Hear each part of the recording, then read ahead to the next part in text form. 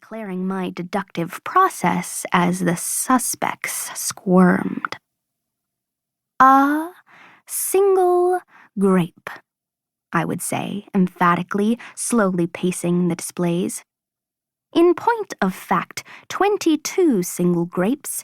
To be fair, grapes were on the lunch menu the first day, but why, then, would the grapes be so deliberately placed? One grape on the graphic novels, one on the historical fiction display, one balanced between 2 fortnight books." Then I would swing around, eyes wide, pointing at Dante. "You like fortnight, don't you, Dante?"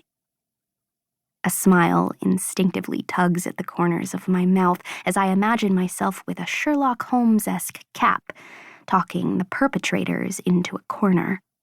But then, a real confession jerks me out of the fantasy. "Okay," Sukhjat says, looking up at Mr. Kovacha with a frown. "We thought it would be funny." "We didn't think anyone would notice," Dante jumps in. "It's not like we took anything or ruined any books. I mean, kids are stealing erasers all the time, and I know one kid took the big world records book. I'm pretty sure I saw him do it."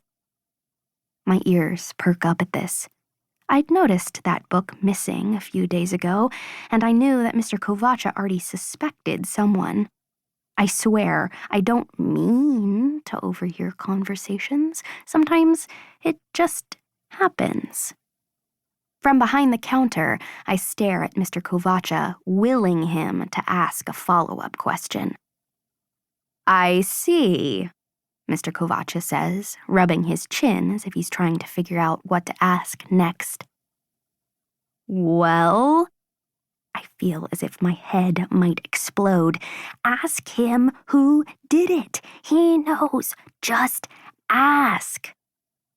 Fortunately, Dante is more than willing to blab without Mr. Kovacha's help. "It was a big kid," Dante tells him. "He's white, with blonde hair, and a really pink face, like he's embarrassed or blushing or something, but all the time." I mentally keep track of the details. White, pinkish complexion, tall or heavyset.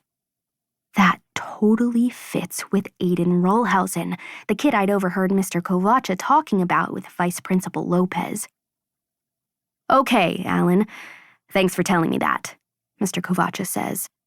"We're sorry, Mr. Kovacha," Sukhjat and Dante say in unison. Then, after this complete nothing burger of an interrogation, Mr. Kovacha says, "Thanks, kiddos. You can go back to class. Just cut it out with the grapes, okay?" He walks behind the desk next to me and dismisses the 2 sixth graders with a wave.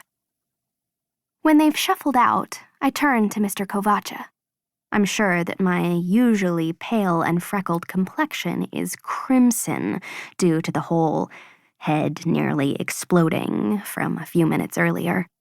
So I try to sound as casual as possible when I say, "Well, I guess it was that Aiden Rollhausen kid you thought it was, who stole the Guinness World Records book, I mean." Mr. Kovacha gives me an appraising look over the tip of his glasses. "How did you know I thought it was Aiden?" My face heats up, and I imagine I must be full tomato color by now. "You talk pretty loud." "You're very observant, aren't you, Drew?" "Some say that," I tell him with a shrug, usually while they're yelling at me. He laughs. "I like observant. It makes for a good librarian, you know? Think about it." I've got another career path in mind, but I still beam up at him. "Thanks, Mr. Kovacha." He looks at his office. "All right, I'll give Vice Principal Lopez a call about that stolen book now. Will you be okay running the counter?" I give him a thumbs up and watch as he slips into his office and closes the door. I'd agreed to stay to help during lunch today, but the rush usually doesn't start for another 10 minutes, until after kids eat their food. I reach into my backpack.